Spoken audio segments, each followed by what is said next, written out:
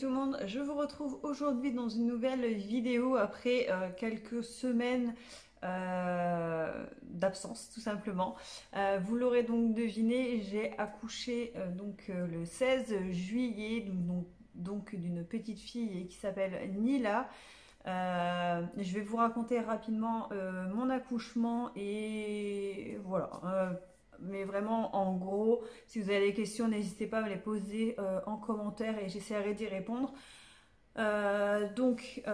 Pour faire simple, j'ai eu des contractions dans le matin très tôt, à 1h30 du matin. C'est ce qui m'a réveillée d'ailleurs. Donc le 16 je suis allée aux toilettes puisque j'avais envie d'aller aux toilettes et je suis remontée pensant en fait que j'avais mal au ventre du fait que j'avais envie d'aller aux toilettes tout simplement et en fait non, j'ai peut-être 5 minutes après mal au ventre. Donc et puis ça me donnait envie de faire pipi en fait à chaque contraction, donc j'ai décidé de redescendre pour aller aux toilettes puisque notre chambre est à l'étage, les toilettes au rez-de-chaussée. Et pour pas réveiller mon conjoint, comme je ne savais pas si c'était du vrai travail, du faux travail, etc., j'ai préféré rester dans le canapé. Une fois que j'ai commencé à voir que je commençais à avoir des contractions régulièrement et plus ou moins proches, j'ai noté sur une application de grossesse où on pouvait noter les contractions. Donc voilà, je notais en allant mes contractions. J'avais pas des contractions régulières, c'est-à-dire que je pouvais avoir des contractions toutes les 2 minutes, toutes les 5 minutes, toutes les 7 minutes des fois. Le plus que j'ai eu, c'était toutes les 7 minutes. Et donc voilà, je m'étais dit, bon bah c'est tout, pour l'instant c'est pas assez rapproché pour dire d'aller à la maternité, puisqu'il nous avait dit, dans ma maternité à moi, d'y aller vers 5 minutes entre chaque contraction. Donc voilà, pour l'instant il y en avait tous les 2, 5, 7, c'était jamais fixe. Donc voilà, j'ai attendu et donc jusqu'à 3h30 du matin, où j'avais toujours des contractions, j'ai décidé d'appeler ma maternité pour savoir un petit peu, puisque mes contractions étaient toujours pareilles, toutes les 2, 5, 7 minutes, ça dépend. Ça dépendait, donc voilà, je préférais appeler ma maternité et leur demander à eux directement. Et donc, ils m'ont dit de prendre un Doliprane, du Spasfon et de prendre une douche bien chaude. Et si vraiment après ça, les contractions continuaient, de venir tout simplement à la maternité faire un contrôle. Donc j'ai bien entendu fait ce qu'ils m'ont demandé, j'ai pris une douche à peu près d'un quart d'heure, elle m'avait dit une demi-heure, mais franchement une douche bien chaude avec des contractions, j'étais en ébullition dans la douche, j'en pouvais plus, j'avais trop chaud. Donc voilà, j'ai pris une douche d'un quart d'heure et entre deux, au moment que j'étais au téléphone, mon conjoint s'est réveillé et du coup je lui ai expliqué un petit peu. Donc voilà, j'ai été prendre ma douche, etc. Et une fois ma douche prise, les contractions étaient toujours là. Alors je peux pas dire que j'ai eu des contractions très douloureuses, j'en ai eu certaines. Mais la majorité des contractions, franchement, étaient supportables, même largement supportables. Après, je pense que ça, c'est propre à chacun, ça dépend de chacun, comment on gère la douleur, etc. Voilà, j'en ai eu des plus fortes que d'autres. Après, vous dire que j'ai eu des contractions horribles, que ça m'a fait super mal et tout, non, pas du tout. Mais voilà, après ça, c'est propre à chacun. Je pense que de toute façon, chaque accouchement est différent. Donc voilà, on peut pas comparer un accouchement à un autre. Mais voilà, en tout cas, moi je vous raconte le mien. Donc une fois ma douche prise, etc., j'ai été me préparer et enfin me préparer. J'ai mis un legging, un t-shirt, des chaussettes et des chaussures. Hein. J'ai pas fait, je me suis pas maquillée ou quoi que ce soit. Mon conjoint a fait pareil, s'est préparé, etc. Je lui ai dit de déjeuner, puisque comme je ne savais pas combien de temps ça allait prendre, mon accouchement, si ça allait être long, pas long, etc. Pareil, je me suis fiée un petit peu aux gens qui disaient que pour un premier c'est long. Donc voilà, je lui ai dit, bah, déjeune, au moins tu auras déjà ça dans le ventre, parce que selon à l'heure où j'accouche, si tu veux pas forcément avoir envie de ressortir ou quoi, prévois. Et donc il a déjeuné et je voulais pas me presser puisque voilà, pareil, on m'avait dit que pour un premier ça allait être long.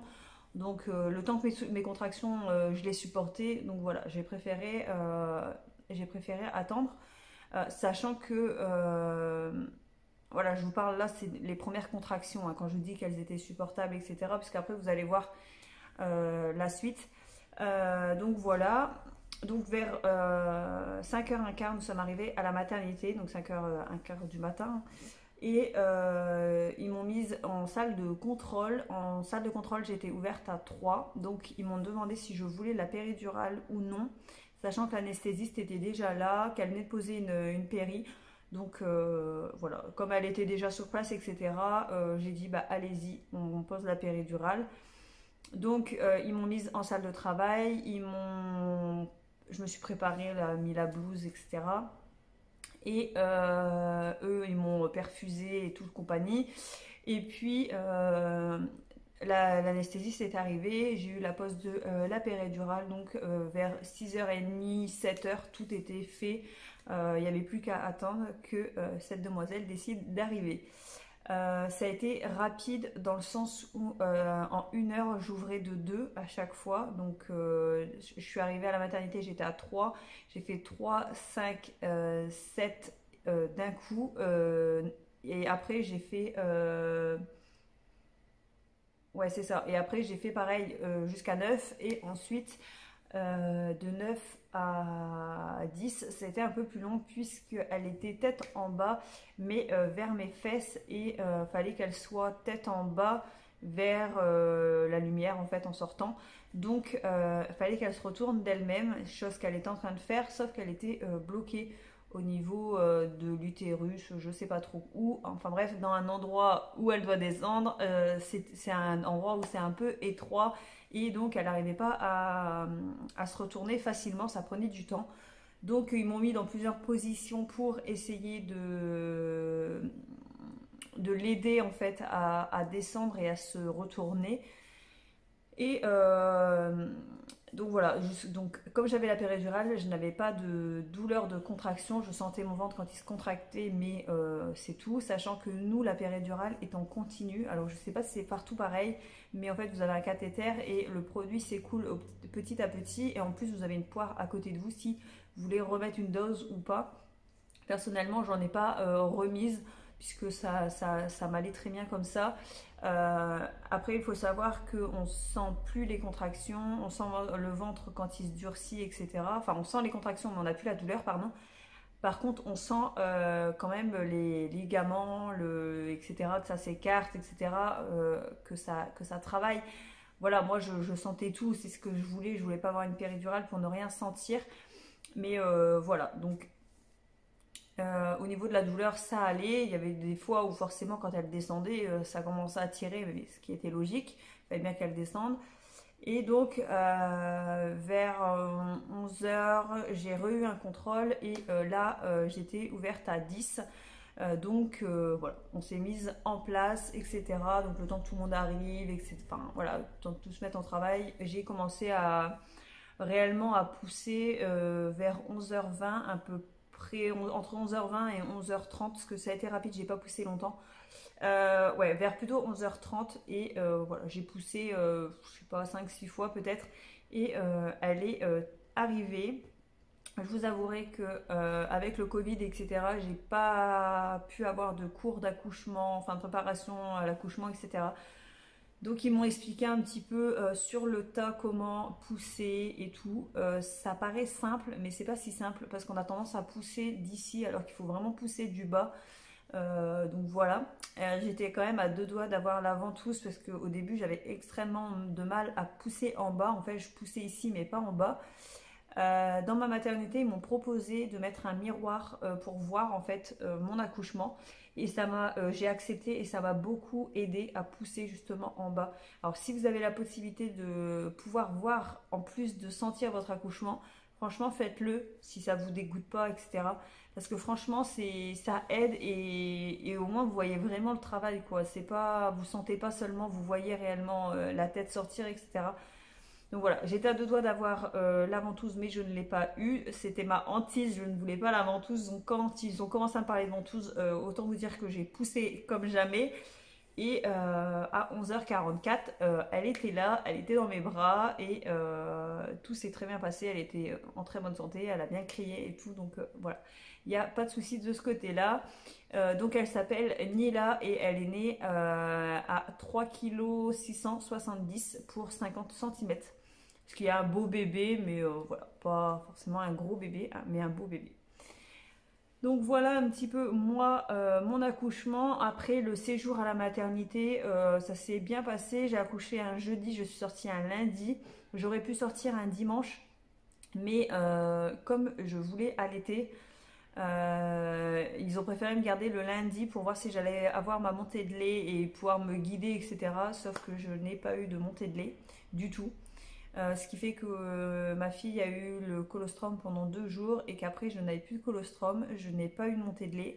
Donc j'ai dû demander les biberons tout en moi stimulant toujours mes seins au tire-lait pour espérer avoir une montée de lait et avoir du lait à lui donner. Mais j'en ai jamais eu. Encore aujourd'hui, elle a 1 mois et demi et je n'ai toujours pas eu de montée de lait, rien du tout. Donc comment vous dire que malheureusement j'ai pas pu l'allaiter. Après je suis contente quand même d'avoir pu donner 2 jours de colostrum, mais voilà, c'est vrai que j'aurais préféré pouvoir l'allaiter. Après voilà, c'est comme ça, j'avais pas la laisser mourir de faim. Elle est au biberon, elle les boit très bien et tout va bien, donc c'est le principal.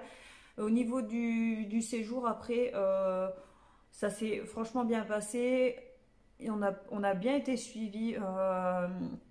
On a toujours vu les sages-femmes, etc. Dès qu'on avait besoin, on a une question ou autre.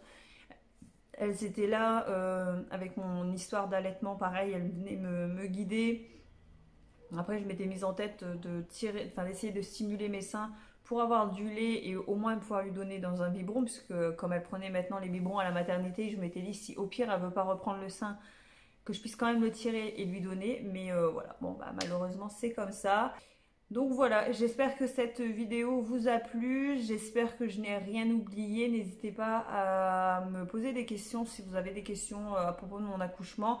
Je voulais pas revenir en vidéo sans avoir fait une petite vidéo à ce sujet en vous annonçant déjà que j'ai accouché principalement, même si je pense que vous vous en doutiez. Donc voilà, j'espère que cette vidéo vous a plu. Si c'est le cas, n'hésitez pas à la liker, à vous abonner si ce n'est pas encore fait. Moi je vous fais de gros bisous et je vous dis à bientôt dans une prochaine vidéo. Bisous!